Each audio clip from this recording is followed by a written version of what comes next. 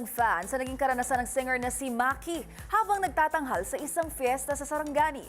Ito'y matapos biglang umakyat sa stage ang isang babae para magpa-picture.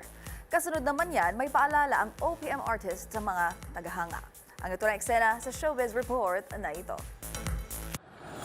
Agad nag-viral online ang video ng isang eksena habang nagtatanghala ang OPM artist na si Maki sa nagdaang Sarangani Bay Festival.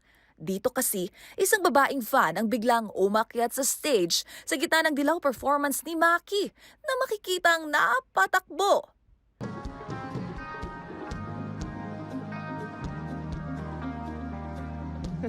Baba ka, ate! Kuya!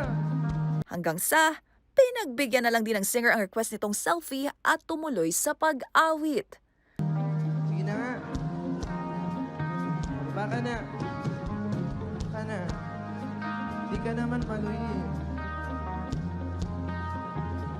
Ngayong nandyan ka na.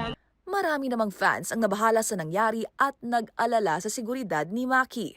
Ayon sa isang netizen, paano raw kung may iba pala itong intensyon na posibleng ikapahamak ng singer? Sa isa namang post sa X o dating Twitter, tiniyak naman ni Maki na okay siya.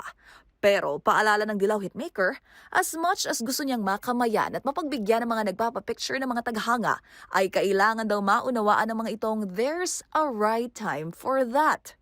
Bukod sa Dilaw, ilan pa sa mga nirelease na songs ni Maki recently ay Namumula, Bughaw at Soon, ang kanta na pinamagatang Kahel na Langit na inaasahang bahagi rin ng kanyang upcoming album na Color Coaster.